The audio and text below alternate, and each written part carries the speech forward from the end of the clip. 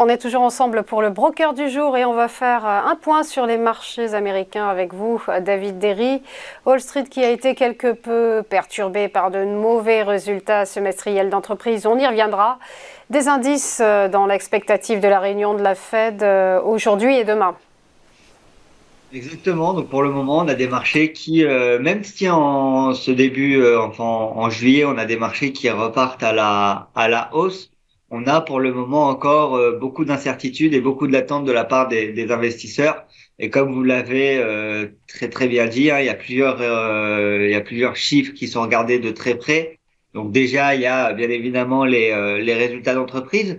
Et pour le coup, tous les résultats d'entreprise n'ont pas été mauvais. On y reviendra un peu plus tard, mais il y a eu quelques bonnes surprises dans les résultats d'entreprise. Puis il y a aussi la Fed et la réunion de la Fed qui devrait encore se réunir et réaugmenter ses taux cette fois-ci de 75 points de base et donc mettre ainsi un terme au soutien monétaire qu'elle avait fourni depuis la crise du coronavirus.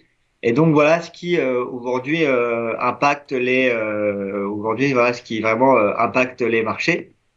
Et donc on a des marchés qui sont plutôt en attente hein, de plus de visibilité. Il va y avoir aussi jeudi un chiffre très important qui sera communiqué aux États-Unis parce que jeudi on va avoir justement le chiffre du PIB américain au deuxième trimestre.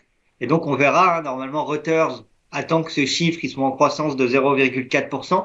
Mais si on a une nouvelle contraction de ce chiffre-là, on rentrera alors en récession aux États-Unis, et donc ça pourrait avoir des nouvelles aussi, enfin un impact aussi assez violent sur les marchés. Donc on suivra tout ça. Là pour le moment, on voit qu'en tout cas les marchés sont venus corriger récemment sur résistance. Hein. Par exemple, si on regarde le S&P, on voit qu'on est venu corriger aux alentours des 4000 points. Si on regarde le Dow Jones, on voit qu'on est venu corriger aux alentours des 32 000 points. Et si on regarde le Nasdaq, on voit qu'on est venu corriger aux alentours des 12 300 points. Donc voilà ce qui sont les niveaux à suivre.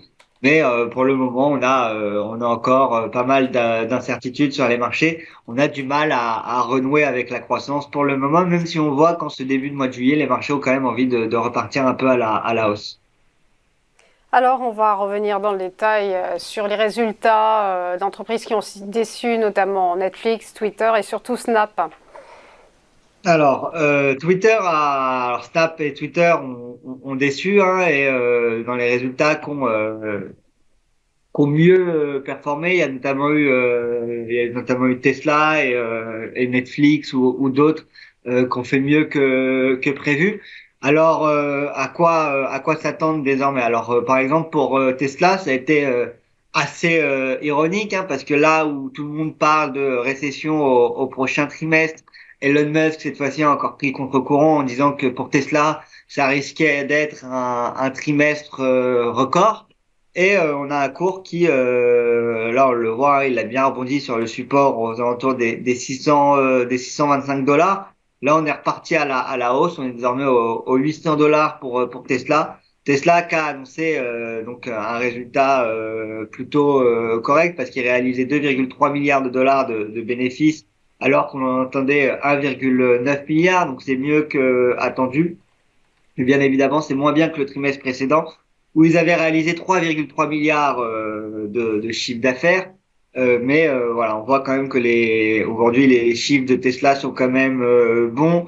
On voit aussi que la production de voitures est toujours en hausse, et nombre de ventes en hausse. Donc on suivra tout ça. Mais en tout cas, Elon Musk a donné lui de son côté de bonnes indications pour Tesla. Ensuite, on a eu Netflix. Alors Netflix, la grande nouvelle, c'est le fait qu'à partir de 2023, on aura désormais de la pub sur Netflix. Hein, faut s'attendre à ça. Et Netflix a parlé justement de son partenariat avec Microsoft. On en parlait un peu la semaine dernière. On disait justement qu'en dessous des 200 dollars, ça pouvait être un bon prix d'entrée pour le moyen long terme sur Netflix. Là, on le voit, elle est venue rebondir aux 165 dollars et depuis, on est en train de repartir. Là, on voit que il y a une résistance qui représentait les points bas de 2019 qui devrait arriver et qui est aux alentours des 200, des 220 dollars. Mais on verra si on casse ces niveaux-là, on pourrait avoir un cours qui repart. Hein. Là, on le voit, on a eu un gap important là le trimestre dernier après l'annonce des mauvais résultats justement. Mais Netflix qui ce trimestre, hein, même s'ils perdent des utilisateurs, parce qu'ils perdent 700 000 utilisateurs, ils font mieux que ce qui était attendu, parce qu'on attendait 2 millions d'utilisateurs, enfin une perte de 2 millions d'utilisateurs. Et il y a toujours quand même plus de 220 millions d'utilisateurs quotidiens pour Netflix, donc c'est vraiment vraiment pas rien. Netflix qui quand même aujourd'hui voilà, réalise 7,97 milliards de dollars de chiffre d'affaires, ce qui représente quand même une hausse de 8,6% par rapport à l'année dernière. Et donc Netflix qui sera à suivre, en tout cas Netflix qui repart à la hausse à la suite de ses résultats. Et puis sinon, on a eu les réseaux sociaux. Et là, dans les réseaux sociaux, c'était plus dur avec Snapchat notamment qui perd 35% à la suite de ses résultats et qui se retrouve désormais en dessous des 10 dollars. On le voit là en 2022. Snapchat, ça n'a pas été facile l'année pour eux, hein, parce que si on regarde en octobre 2021, on était aux alentours de 80 dollars l'action. On est aujourd'hui en dessous de 10 dollars. Snapchat qui fait état d'une perte en plus de plus de 400 millions de dollars justement à la suite de ses résultats, 422 millions de dollars exactement.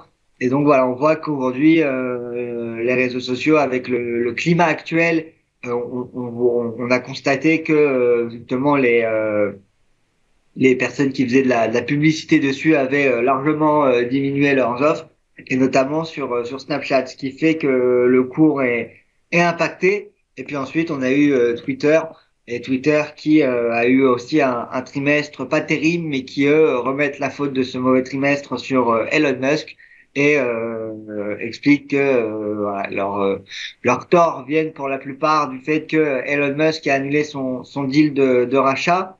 D'ailleurs, on le voit là depuis quelques semaines. On voit quand même que les investisseurs tablent sur le fait que le deal aura bien lieu, surtout que l'entreprise a quand même eu une petite victoire, c'est qu'on va avoir un procès qui sera fait, qui sera accéléré et qui devra durer 5 jours à partir du mois d'octobre. Donc ça aussi, ça rassure les investisseurs. Maintenant, on verra si ça repart. En tout cas, Twitter, ce sera à suivre, hein, parce que pour rappel, l'offre de rachat d'Elon est aux alentours des 54 dollars l'action. Donc là, à 40 dollars, on a un potentiel de gain de 14 dollars par action si l'opération se fait. Alors même si c'est pas et aujourd'hui, ça devrait normalement peut-être pas se faire parce que Elon Musk a décidé d'annuler le deal en évoquant justement le nombre de faux comptes. Si ça se fait, ça pourrait être une opportunité assez intéressante. Donc aussi Twitter à suivre. Et puis cette semaine, on va continuer avec les résultats, avec notamment tout ce qui est GAFAM qui vont publier. Donc Google, Facebook, Apple, Microsoft. Notamment aujourd'hui, il y a pas mal d'entreprises, puisqu'il y a Google et Microsoft qui vont publier à la fin de la journée. Donc on suivra tout ça. Ce qui sera aussi intéressant de regarder ce trimestre sur les chiffres d'entreprise, c'est l'impact qu'aura eu le dollar fort sur les cours, hein, et sur les profits des boîtes, notamment sur Netflix, ça les a impactés, hein, de plusieurs millions de dollars le fait d'avoir un dollar fort. On verra si c'est la même pour les GAFAM qui publieront justement donc cette semaine, donc ce sera à suivre. Alors justement, vous parliez d'Amazon. Eh bien, Amazon va racheter One Medical pour 3,9 milliards de dollars. Exactement, c'est une opération qui aujourd'hui a fait pas mal parler sur les marchés, hein, et qui a permis à l'entreprise One Medical justement de bien rebondir sur les marchés, et une offre de 3,5 milliards de dollars qui devrait permettre justement à Amazon de se mettre dans le domaine de la santé et des assurances. C'était une acquisition assez intéressante à suivre et à regarder. Donc, donc voilà, on a aussi un cours qui a bien rebondi à la suite de ça. Et Amazon qui lui, par contre, en revanche, n'a pas été trop impacté ici par le deal. On le voit au graphique, hein. On voit que ça a eu quand même que très très peu d'impact.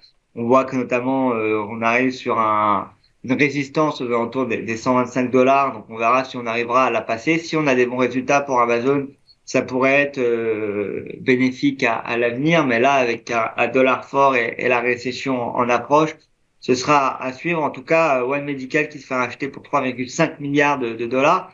Et moi, j'ai trouvé que c'était un move intéressant à suivre, hein, parce que ça permettra justement à Amazon d'avoir et d'être exposé sur ce secteur-là. Donc on suivra ça, mais je trouve que c'est quand même un bon deal, surtout que l'action One Medical avait quand même pas mal chuté en 2022 avec justement le reste des marchés et le reste des sociétés tech.